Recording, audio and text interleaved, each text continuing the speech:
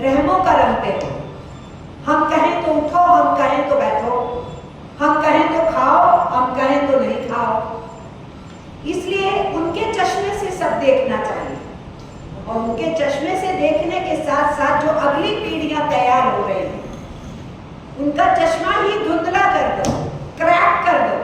इसलिए शिक्षा व्यवस्था बदल दो, उसका ध्रुवीकरण कर दो, उसमें नफरत के बीज बोल दो, उसमें इतिहास की सच्चाइयों को छुपा दो, उसमें जो ये चाहते हैं उसी को केवल दिखाओ, ताकि जो नेक्स्ट जनरेशंस पैदा हो हमारी और पाठशालाओं से, स्कूलों से, कॉलेजों से निकले, वो राष्ट्रीय स्वयंसेवक संघ के चश्मे से हिंदुस्तान को देखें। तो आने वाली पीढ़ियों की भी बर्बादी है, जो अब युवा है उसकी बर्बादी है, जो मजदूर और किसान है उसकी बर्बादी है, जो अपना काम काजी धंधा करके जिंदगी चला रहा है उसकी बर्बादी है।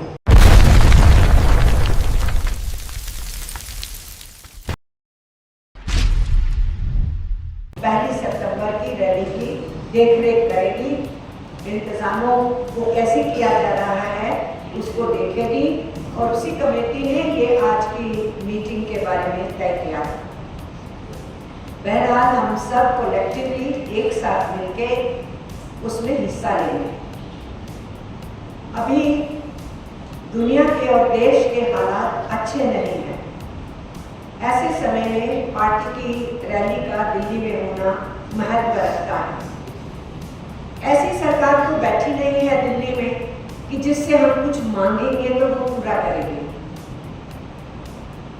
तो बहरी है सरकार, कुछ सुनने को राजी नहीं है। तो क्या सचमुच कानों से बहरी हो गई? नहीं, वो यहाँ से बहरी है, वो नहीं सुनना चाहती, आपके सवालों का जवाब नहीं देना चाहती।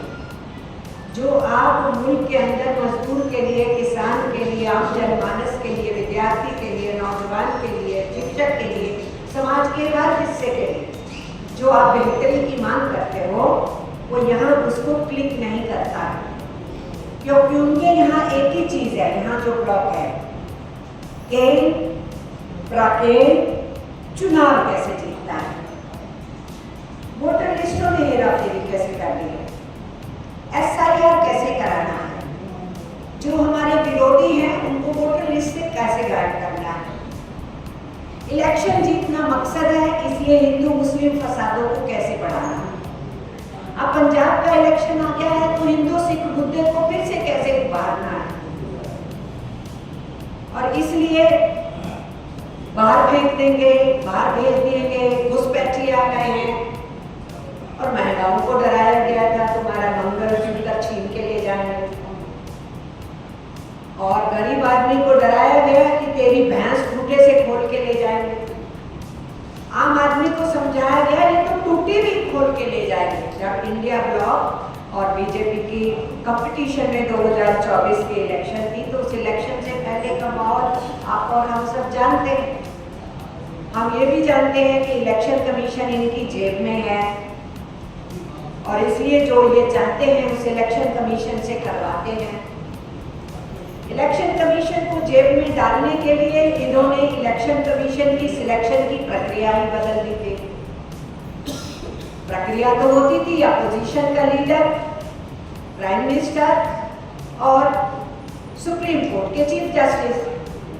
तो इन्होंने 24 के इलेक्शन से पहले 2023 में ही इस पूरी प्रोसेस को बदल दिया।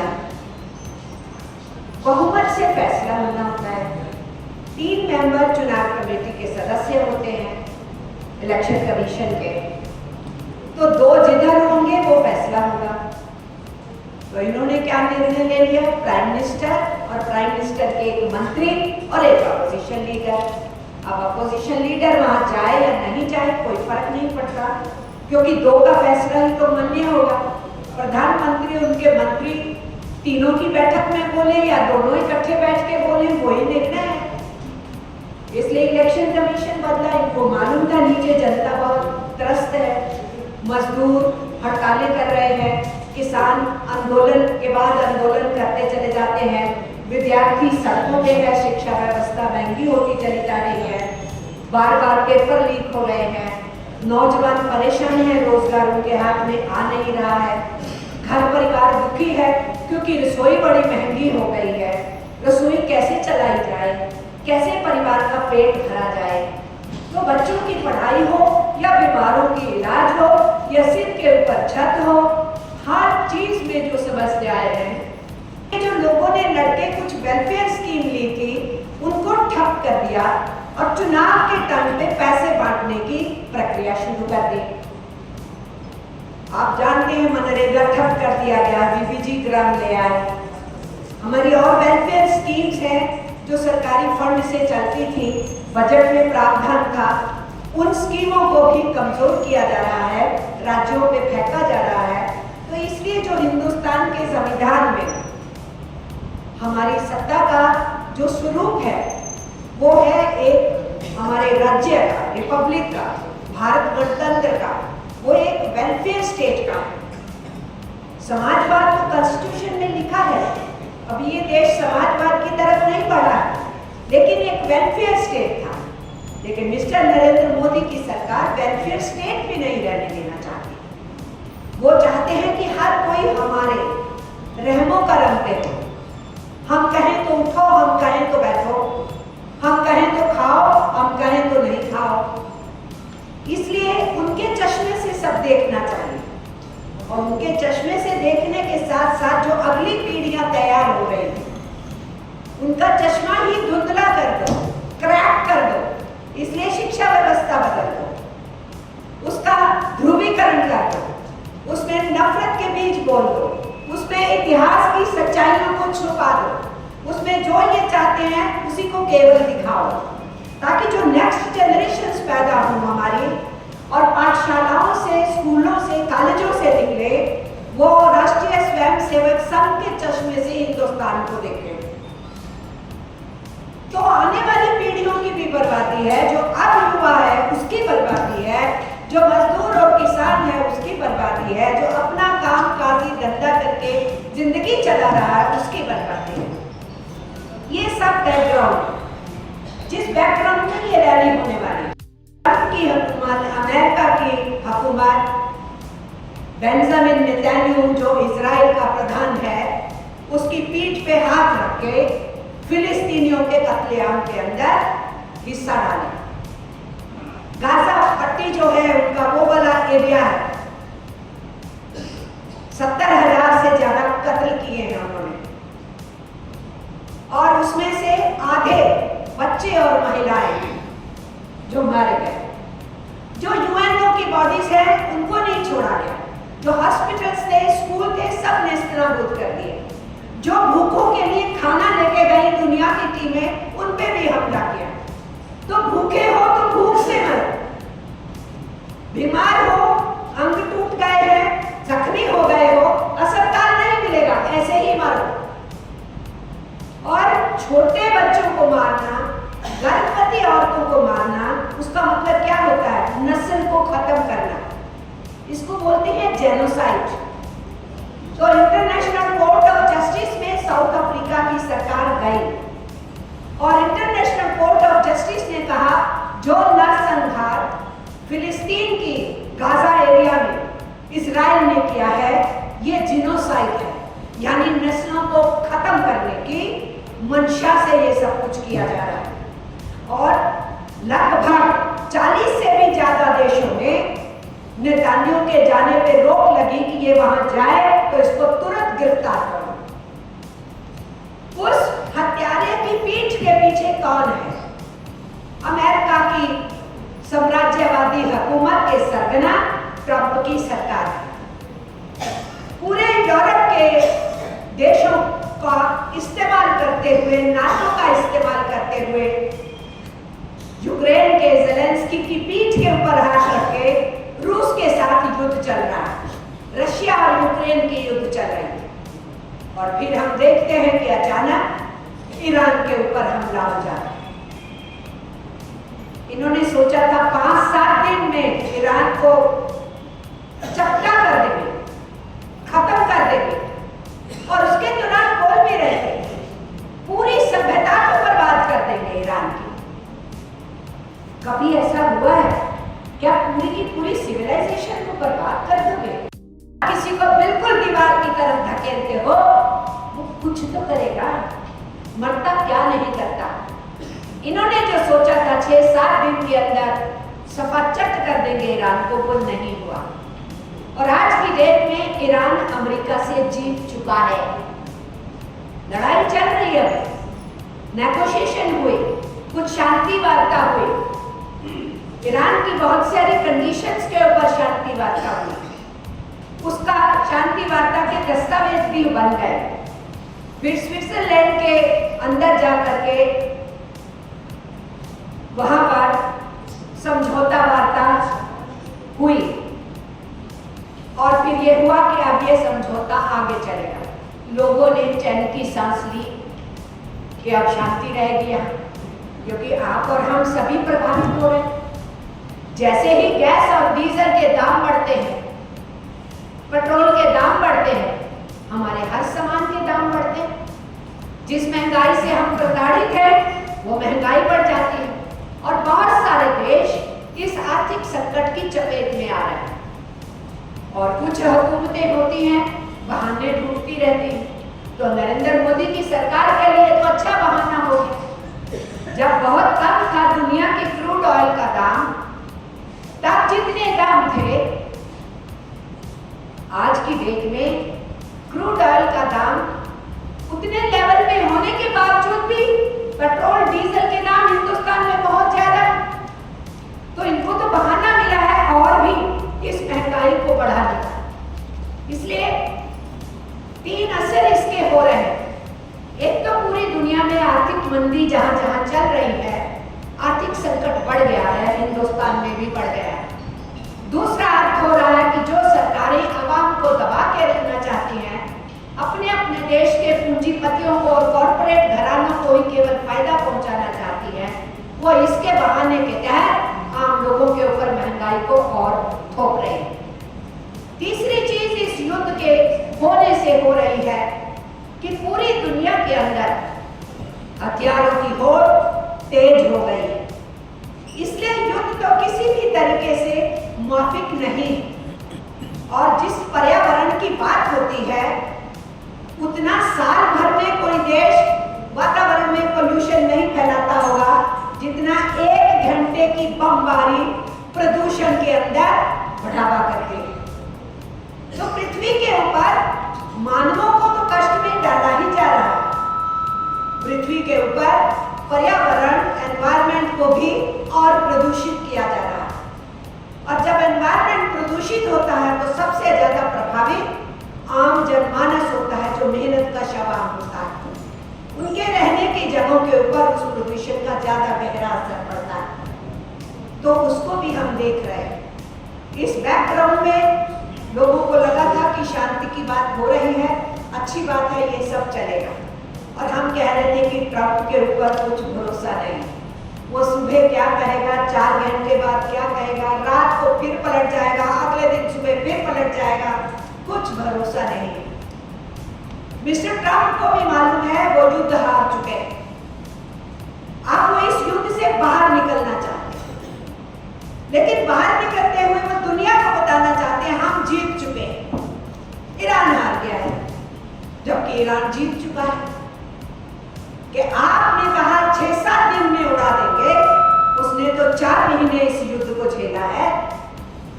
और उसने जो स्ट्रेट ऑफ हॉर्मुज है, जो पानी का वो रास्ता है जहां से शिप आते हैं, वो ईरान ने एक टैक्टिक्स के रूप में इस्तेमाल किया। जब उसको बंद किया तो पूरी दुनिया के व्यापार के ऊपर असर आया। और जब ट्रंप ने कहा यूरोप के देश शामिल हो जाए, यूरोप के बहुत सारे देश ने सीधे शामिल होने से मना कर दिया, क्योंकि उनका भी इकोनॉमी के ऊपर इम्पैक्ट हो रहा है, उनको भी वो ट्रेड रूट चाहिए।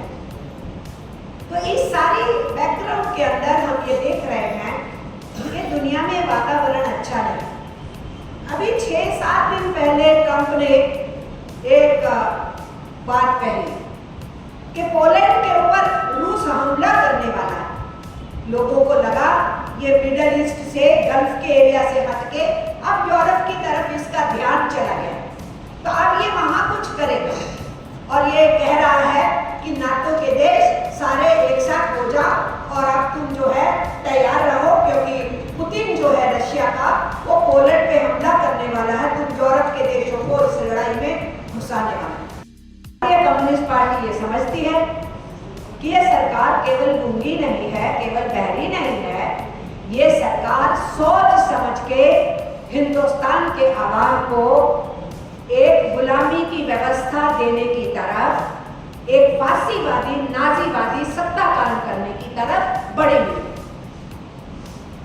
और इसलिए ऐसे में डर दिखाना, खौफ दिखाना एक दूसरे का, वो और हम, ये एक खक्का पैदा करना, ये हमने देखा दुनिया में जहां जहां फासीवाद आया, जहां जहां नाजीवाद आया, जब पूंजीवाद अपनी लूट को बचाने में सक्षम नहीं हो नॉर्मल तरीके से, उन मुल्कों के संविधान के तरीके से, जनवाद के तरीके से, चाहे वो बुर्जुआ जनवाद ही क्यों ना हो, तो तब वो ये रास्ता अपनाते हैं जो डिक्टेटरशिप के एटीट्यूड से, सोच समझ से शुरू होता है और आखिर में जाके फासीवादी नाजीवादी सोच में बदल जाता है, जिसमें डेमोक्रेसी नाम की चीज नहीं रहती है।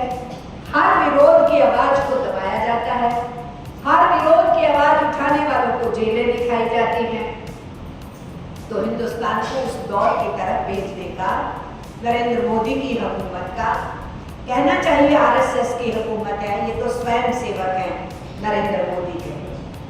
तो इस बैकग्राउंड के साथ साथ जो दूसरी बैकग्राउंड है कि कुछ लोग तय कर लेते हैं, मिस्टर नरेंद्र मोदी ने और अमित शाह ने तय किया कि हम ही सर्वे सरकार थानेदार हैं इस मुल्क के, जो चाहेंगे करेंगे।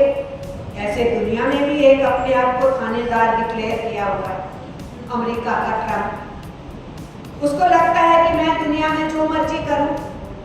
वेनेजुएला में अपने लोगों को घुसा के, अपनी एडमिनिस्ट्रेशन की एक ब्रांच को घुसा के, वहां के चुने हुए राष्ट्रपति के घर के अंदर उनको और उनकी पत्नी को उठा के वहां से अमेरिका ले आए।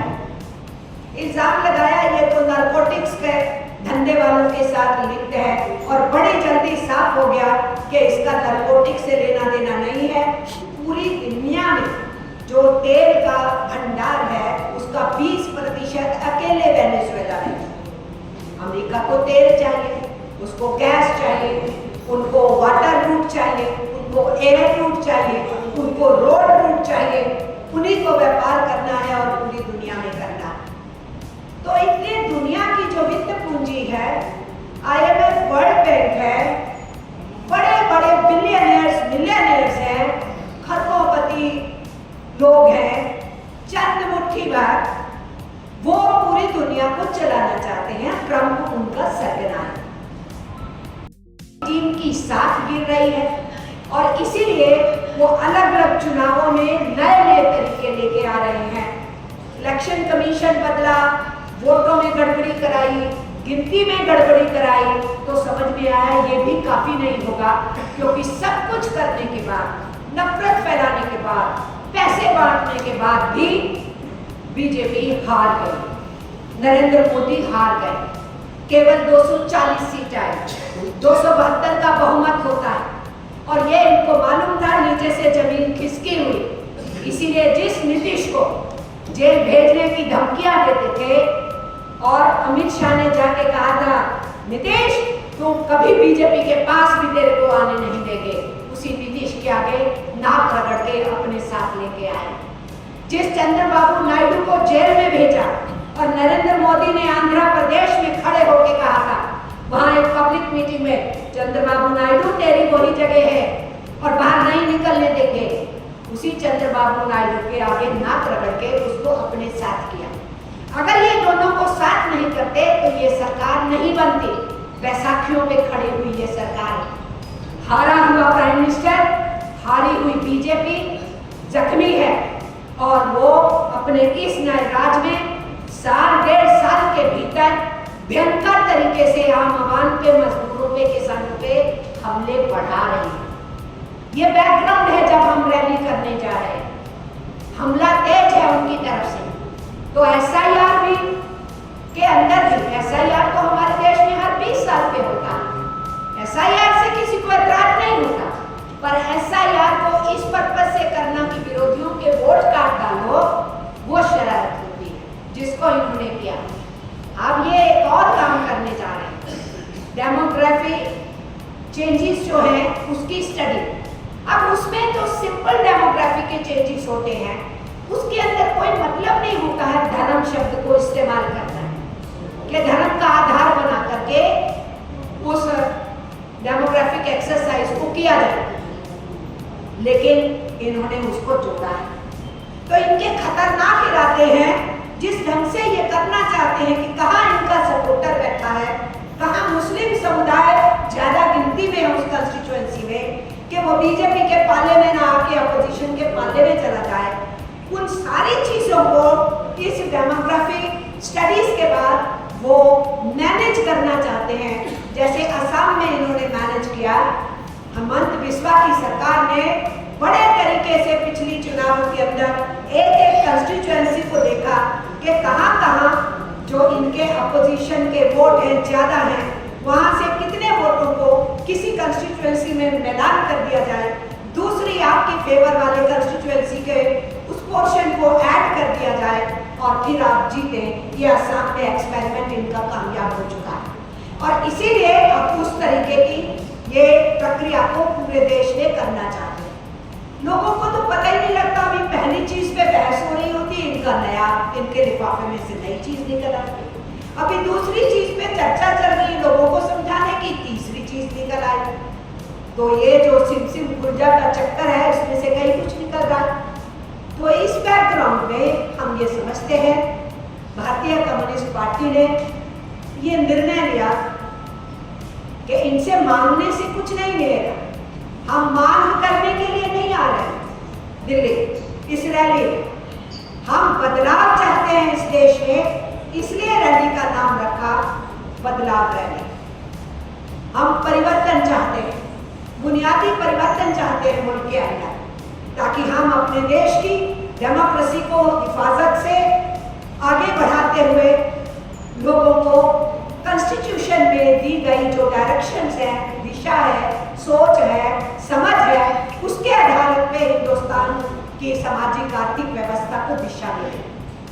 हम एक स्वावलंबी देश, सॉवरेन देश के रूप में आगे बढ़ सके। इसीलिए हम दुनिया के हर देश की जो सॉवरेनिटी है, संप्रभुता है, उसका आदर और सम्मान करते हैं। इसलिए इस रैली का महत्व है हमारे मुद्दों को लेके भी, प्रश्नों को लेके भी, संविधान के ऊपर जो आक्रमण है देश के उसको लेकर के भी, और देश की संप्रभुता की रक्षा के लिए भी, देश के आत्मनिर्भर विकास को बनाए रखने के लिए जिसको तोड़ा गया है, जिसमें पब्लिक सेक्टर और पब्लिक सर्विसेज के ऊपर गहरा हमला, सब कुछ निजी हाथों में अडानीज और अंबानीज और इनके और जो कॉर्पोरेट मित्र हैं उनके हवाले करने की योजनाएं, सब चीजों को दुनिया के कॉर्पोरेट घरानों के नजदीक ले जाने की और उनके हाथ में सौंपने की, तो देश का पूंजीपति और दुनिया का पूंजीपति उनके हवाले करने की इनकी योजनाएं। अपने देश के पब्लिक सेक्टर, अपने देश की पब्लिक सर्विसेज जो हम जनमानस के लिए हैं, उसकी तरफ हमें ध्यान देने की जरूरत है। ये तो 90,000 स्कूल बंद कर दिए थोड़े से समय के अंदर। सरकारी स्कूल सिस्टम को खत्म करना चाहते हैं, सरकारी कॉलेजेस, सरकारी यूनिवर्सिटियों को खत्म करना चाहते हैं, प्राइवेट सेक्टर को बढ़ावा देना चाहते हैं, विदेशी यूनिवर्सिटियों को लाना चाहते हैं, प्राइवेट हॉस्पिटल्स को बढ़ावा देना चाहते हैं, सरकारी अस्पतालों को मार देना चाहते हैं, सारा इंफ्रास्ट्रक्चर प्राइवेट हाथों में देना चाहते हैं। गवर्नमेंट अपनी जिम्मेदारी से भागना चाहती है। आहिस्ता आहिस्ता कहेंगे कि पानी भी मत पियो, हम तुम्हें पानी भी सप्लाई नहीं कर सकते। शायद किसी दिन ये भी कहें कि सांस कितने लेते हो, हम मापेंगे सांसों को, उससे ज्यादा सांस लोगे तो हम तुम्हारे पे टैक्स लगाएंगे। ये तो इस किस्म की गवर्नमेंट है ना। तो इस हिसाब से हमको साथियों आने वाली इस रैली की तरफ ध्यान देना है और उसकी तैयारियों में जुटना है। उसका पूरे देश के लिए, हमारी आत्मनिर्भरता के लिए जो आवश्यकता है मुल्क की, उसको देखना है, क्योंकि अगर देश आत्मनिर्भर नहीं रहेगा तो इस देश के और विदेश के पूंजीपतियों की गुलामी की तरफ बढ़ेगा। तो तुम यूरोप के देशों की पीठ पे हाथ रख के ज़ेलेंस्की को शाबाशी देके करवा ही रहे हो इतने सालों से। और क्या इसमें यूरोप के अंदर उन देशों ने शामिल होना, तो पहले ही शामिल है उस तरीके से। लेकिन ये कहा, तो मुझे किसी ने कहा कॉमरेड अमरजीत देखिए अब ये मामला अब नहीं होने वाला यहाँ मिडल ईस्ट में। मैंने कहा ट्रंप पे यकीन करते हो, ये उसकी डाइवर्शनरी टैक्टिक्स है। वो वहाँ चाहेगा कि यूरोप यूनाइटेड और नाटो यूनाइटेड रहे, पर ये मिडल ईस्ट का मुद्दा उसके जहन से नहीं जा रहा है क्योंकि उसको बहुत बड़ी चपत लगी है। तो उस बैकग्राउंड में आपने फिर देख लिया 4-5 दिन से फिर से चल रही है लड़ाई, दोनों तरफ से मारामारी। सच बात यह है कि इजराइल लड़ाई बंद होना नहीं चाहता। नेतान्याहू चाहता है और अमेरिका भी चाहता था कि पूरे मिडिल ईस्ट के जितने देश हैं उन देशों के ऊपर नेतान्याहू एक मोहरे के रूप में, कंट्रोलिंग अथॉरिटी के रूप में काम करे, अमेरिका के बिहाफ पे काम करे। तो मैं इस बात को लंबा नहीं खींचती हूँ, मैं इतना ही सिर्फ आपसे कहना चाहती हूँ कि ये जो चल रहा है दुनिया में उसका भी फायदा हमारे देश की सरकार उठा रही है और उसका फायदा उठाते हुए महंगाई पे अंकुश नहीं, बेरोजगारी का हाल तो और बुरा होगा। हमारे कितने लोग गल्फ एरिया से हिंदुस्तान के जो मजदूरी करने के लिए वहाँ जाते हैं, काम करने के लिए जाते हैं, उनको छोड़ छोड़ करके आना पड़ा। यहाँ रोजगार मिल नहीं रहे हैं, जिनको बाहर रोजगार मिला हुआ था वो वापिस आएंगे, वो बेरोजगारों की कतारों में और बढ़ जाएंगे। तो ये बैकग्राउंड भी है कि हमारे वर्कफोर्स के ऊपर भी इन देशों के अंदर बहुत बुरा असर पड़ रहा है। और जो हमारी विदेशी पूंजी इकट्ठा होती है उसके अंदर बहुत बड़ा हिस्सा हमारे मजदूर जो विदेशों में काम करते हैं, अपने परिवारों को पैसा भेजते हैं, उससे आता है। हमारी विदेशी पूंजी का भंडार सरकार का ये मजदूर पूरा करते हैं, काफी हद तक वो करते हैं। तो उस भंडार में भी नुकसान होगा और वहां से रोजगार छोड़ के आएंगे, यहाँ पे रोजगार की फौज भी बढ़ेगी। तो देश के अंदर हालात आने वाले दिनों में और गिरेंगे।